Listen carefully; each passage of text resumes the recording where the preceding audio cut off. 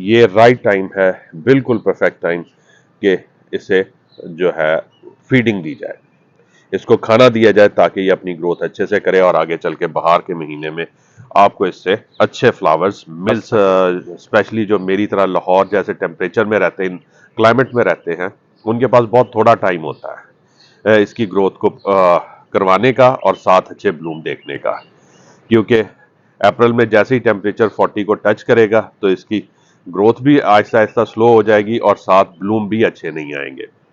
तो उस चीज अब मैं जो इनिशियली इनको फर्टिलाइजर दूंगा वो हाँ, सारी की सारी ऑर्गेनिक फर्टिलाइजर है।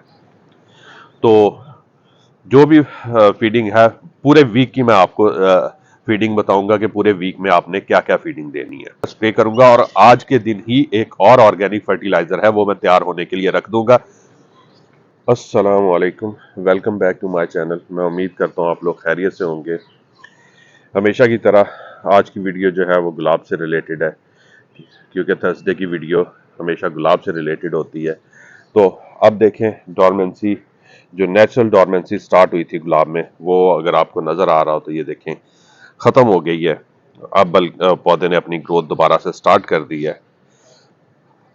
तो ये राइट टाइम है, बिल्कुल परफेक्ट टाइम कि इसे जो है फीडिंग दी जाए, इसको खाना दिया जाए ताकि ये अपनी ग्रोथ अच्छे से करे और आगे चल के बाहर के महीने में आपको इससे अच्छे फ्लावर्स मिल सके। अब ये देखिए, ये ग्रोथ बहुत अच्छे से जा रही है और इस ग्रोथ को और हेल्दी और बेहतर बनाने के लिए आपको इसकी फीडिंग करनी होगी, क्योंकि जनवरी का महीना सारा इसका डॉर्मेंसी में निकल गया। एंड ऑफ जनवरी से लेकर इसने डॉर्मेंसी स्टार्ट कर दी थी मेरे गुलाब ने, क्योंकि टेम्परेचर 4 से जैसे ही नीचे गया तो ये नेचुरली डॉर्मेंट हो जाते हैं। 8 से नीचे डॉर्मेंसी शुरू हो जाती है। 8 डिग्री से नीचे जब टेम्परेचर जाता है लोस्ट, तो डॉर्मेंसी शुरू हो जाती है और उसके बाद आहिस्ता आहिस्ता ये सोते जाते हैं और डॉर्मेंट होते जाते हैं।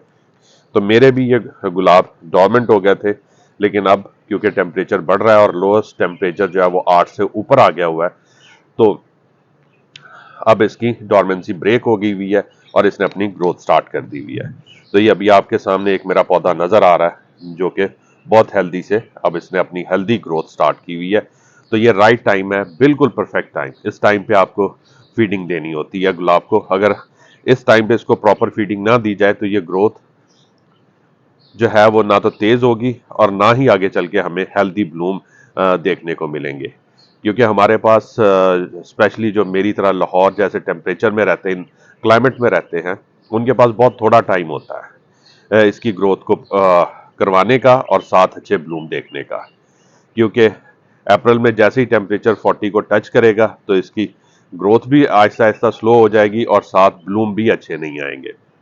तो उस चीज़ को मद्देनज़र रखते हुए अभी इसकी फीडिंग आपको प्लान करनी होगी, और जो फीडिंग मैं आपको बताऊंगा अगर आप उसको फॉलो करेंगे तो आपके भी गुलाब बहुत अच्छे हो जाएंगे और उन पे बहुत अच्छे ब्लूम आएंगे इंशाल्लाह इस साल। तो चलिए बिना टाइम वेस्ट किए वीडियो स्टार्ट करते हैं, लेकिन उससे पहले जो मेरे चैनल पे नए हैं उनसे रिक्वेस्ट है कि वो मेरे चैनल को सब्सक्राइब कर लें, बेल नोटिफिकेशन ऑन कर लें, ताकि इसी तरह आगे जब मैं कोई इन्फॉर्मेटिव वीडियो अपलोड करूं तो उनको पता चल सके और वो देख के उससे फ़ायदा उठा सके। वीडियो पसंद आए तो लाइक लाजमी कर दिया करें, और अगर आपका कोई क्वेश्चन हो तो कमेंट्स में पूछ लिया करें। मैं इंशाल्लाह आपको रिप्लाई करूंगा और जो भी आपके क्वेश्चन है उनके आंसर करने की कोशिश करूंगा। तो हाँ, अब आगे बढ़ते हैं और फीडिंग को देखते हैं। अब मैं जो इनिशियली इनको फर्टिलाइजर दूंगा वो हाँ, सारी की सारी ऑर्गेनिक फर्टिलाइजर है। ठीक है, क्योंकि मैंने बेस में फर्टिलाइजेशन देनी है तो वो ज्यादातर मैं ऑर्गेनिक फर्टिलाइजर ही बेस में देता हूं। इस टाइम पे अभी स्प्रे के थ्रू फर्टिलाइजर देने का कोई खास फायदा नहीं होगा, क्योंकि पत्ते जो हैं अभी अगर आपने देखा हो तो वो लाल हैं, ठीक है, रेड कलर के हैं, तो अभी उनमें क्लोरोफिल नहीं बना, वो अपनी खुराक प्रॉपर से नहीं बना सकते। तो इसलिए अभी हम बेस में फीडिंग देंगे ताकि रूट्स फीडिंग ले ले और फिर ग्रोथ के साथ साथ पौधे को प्रोवाइड करती रहे। तो जो भी फीडिंग है पूरे वीक की मैं आपको फीडिंग बताऊंगा कि पूरे वीक में आपने क्या क्या फीडिंग देनी है। तो सबसे पहले ये मैं लेने जा रहा हूं, ये है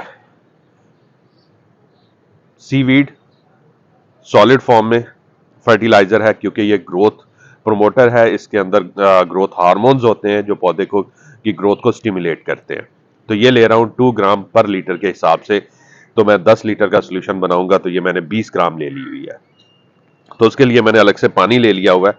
तो इसमें पहले मैं इसको डिसॉल्व कर लूंगा, क्योंकि डायरेक्ट अगर मैं वाटरिंग कैन में डाल दूंगा तो वो इतने अच्छे से मिक्स नहीं होगी। तो पहले मैं इसको इस पानी में डिसॉल्व कर लूंगा और फिर ये पानी मैं अपने वाटरिंग कैन में मिक्स शामिल कर दूंगा।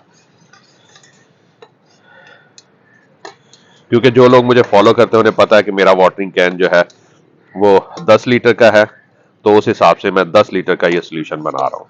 तो इसको थोड़ा डिसॉल्व होने में टाइम लगता है। तो चलिए, जब तक ये डिसॉल्व होती है हम अगली फर्टिलाइजर की बात कर लेते हैं। फिर एंड में मैं आपको बताऊंगा कि इसको पौधे को देना कितना है।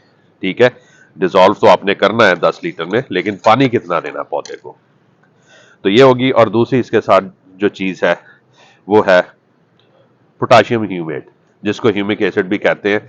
तो ये 2 ml पर लीटर के हिसाब से 10 लीटर के लिए मैंने 20 ml ले लिया। अगर आपके पास सॉलिड फॉर्म में हो तो वो आपने 2 ग्राम पर लीटर के हिसाब से आपने ले लेना है सॉलिड फॉर्म में, और उसे आप इसी तरह पानी में डिसॉल्व करेंगे और फिर आप मिक्स कर देंगे अपने वाटरिंग कैन में या जिस भी बाल्टी वगैरह बकेट में जिसमें आपने पानी बनाना है सोल्यूशन, तो उसमें आप मिक्स कर देंगे। इस ह्यूमिक एसिड के क्या बेनिफिट है वो मैं बहुत दफ़ा बता चुका हूँ। जैसे सीवीड पे मैंने पूरी एक वीडियो बनाई है, उसका लिंक मैं आई बटन में दे दूंगा। इसी तरह मैंने ह्यूमिक एसिड पे भी एक पूरी वीडियो बनाई है, उसका लिंक भी मैं आई बटन में दे दूंगा। आप वो देख सकते हैं कि इनके बेनिफिट्स क्या हैं। यहाँ पे मैं वो दोबारा रिपीट करके आप लोगों का टाइम वेस्ट नहीं करना चाहता, क्योंकि ये बहुत इंपॉर्टेंट फर्टिलाइजर्स हैं पौधे की ग्रोथ के लिए। सिर्फ शॉर्ट इंट्रो इसका मैं बता देता हूँ कि ये रूट प्रमोटर है। रूट की ग्रोथ में बहुत हेल्प करता है। स्पेशली जो फीडिंग रूट्स होती है ना, फाइब्रस रूट, उनको बहुत तेजी से ये ग्रो करता है और स्टिमुलेट करता है, जिससे पौधे की ग्रोथ बढ़ती है। तो इनको मैं मिक्स करता हूँ। ये हो गया आज की फर्टिलाइजर जो मैं आज दूंगा। इसके बाद की फर्टिलाइजर भी मैं अभी आपको बता देता हूँ। इसके ठीक 1 दिन के बाद जो है, बल्कि 2 दिन के बाद, 1 दिन का गैप देके सेकंड डे मैं माइक्रो न्यूट्रिएंट्स का स्प्रे करूंगा इनके ऊपर। माइक्रो न्यूट्रिएंट्स लूंगा 1 ग्राम पर लीटर के हिसाब से मैं वो स्प्रे करूंगा। माइक्रो न्यूट्रिएंट्स मैंने आपको बताया हुआ, उनकी पैकिंग भी मैं आपको शो कर देता हूं। ठीक है, वो हो या हेडलैंड मल्टी के नाम से स्वात एग्रो के आते हैं, वो आप यूज करें। अच्छे माइक्रो न्यूट्रिएंट्स यूज करें, उनका स्प्रे करें। ठीक है, तो सेकंड डे यानी आज फीडिंग की है, कल का दिन छोड़ूंगा, परसों जो है मैं इन पे माइक्रो न्यूट्रिएंट का स्प्रे करूंगा। और आज के दिन ही एक और ऑर्गेनिक फर्टिलाइजर है वो मैं तैयार होने के लिए रख दूंगा। उसकी भी डिटेल्स मैंने डिटेल्ड वीडियो डाल दी हुई है, उसका लिंक भी मैं दे दूंगा। वो है मस्टर्ड केक। मस्टर्ड केक को 3 दिन के लिए पानी में डिसॉल्व करके रखना है। ठीक है, और उसके बाद चौथे दिन उसको यूज करना होता है। तो मस्टर्ड केक कितना लेना है, वो 3 ग्राम पर प्लांट के हिसाब से मैंने 100 ग्राम, सॉरी 100 प्लांट के लिए मैंने 300 ग्राम जो है वो पानी में डिसॉल्व कर दिया है और उसको रख दिया हुआ है। और साथ ही इसके एक इनऑर्गेनिक फर्टिलाइजर भी मैं यूज करता हूं, वो है डीएपी। तो वो 2 ग्राम पर प्लांट के हिसाब से मैंने वो भी पानी में मिक्स करके रख दिया है। ठीक है, तो ये दोनों 3 दिन के लिए पड़े रहेंगे और चौथे दिन मैं इनको यूज करूंगा। 1 लीटर में मस्टर्ड केक का सोल्यूशन लूंगा और उसमें 9 लीटर पानी शामिल करके डिल्यूट करूंगा, और साथ ही इसमें उसी हिसाब से जो है मैं डीएपी का सोल्यूशन लूंगा कि मेरे पास वो 10 लीटर पानी का सोल्यूशन आ जाए, मतलब 20 ग्राम डीएपी का सोल्यूशन आ जाए। तो वो उसमें साथ मिक्स करूंगा और साथ फिर मैं वो पौधों को दूंगा। और वो कितना देना है वो मैं अभी बता देता हूँ, 1/2 लीटर पर प्लांट के हिसाब से देना है। तो ये दोनों फर्टिलाइजर मैं 2 दफा रिपीट करूंगा, यानी इस हफ्ते भी यही करूंगा और नेक्स्ट वीक भी यही करूंगा। फिर उसके बाद फर्टिलाइजर चेंज कर दूंगा, वो मैं आपको बाद में बताऊंगा। तो अभी के लिए यही है। तो अब चलिए इसको देखते हैं। ये उम्मीद है मिक्स हो गई होगी, तो इसको पानी में मिक्स करते हैं और देखते हैं कि पानी देना कितना है पौधे को। बल्कि अभी मैंने बता ही दिया कि कितना देना है। 1/2 लीटर पर प्लांट आपने पानी देना है, और अगर आपका प्लांट 4 साल 5 साल से बड़ा है तो फिर आपने 1 लीटर पानी देना उसको। तो चलिए इसको वाटरिंग कैन में मैं मिक्स करता हूँ, फिर पानी देते हैं पौधे को। ये देखिए थोड़ा टाइम लेता है लेकिन ये डिसॉल्व हो जाती है। सॉलिड फॉर्म में भी सीवीड डिसॉल्व हो जाते हैं। अगर लिक्विड फॉर्म में हो, हाँ वो भी मैं बता दूं, अगर सीवीड आपके पास लिक्विड फॉर्म में है तो फिर आपने 2 ml पर लीटर के हिसाब से सीवीड लेना है। तो चलिए इसको मैं वाटरिंग कैन में मिक्स कर लूं, फिर पानी देते हैं पौधे को। ये देखिए ये वही पौधा आ गया, तो इसको ½ लीटर सोल्यूशन देना है इस तरह बेस में, और ये ध्यान रखना है कि उसके ऊपर ना पड़े लीव्स पे। इस तरह आप बेस में इसको ½ लीटर सोल्यूशन देंगे। या ½ लीटर सोल्यूशन मैंने दे दिया। अब इससे ठीक 1 दिन के बाद, 1 दिन के गैप देने के बाद अब माइक्रो न्यूट्रिएंट का मैं स्प्रे करूंगा और आपने भी इसी तरह इसको फॉलो करना है। तो इंशाल्लाह आपके पौधे भी हेल्दी ग्रो होंगे। तो उम्मीद है ये सारी फर्टिलाइजर आपको समझ आ गई होंगी। तो इंशाल्लाह बहुत जल्द एक और इंफॉर्मेटिव वीडियो के साथ हाजिर होऊंगा। दुआ में याद रखिएगा। तब तक के लिए अल्लाह हाफिज।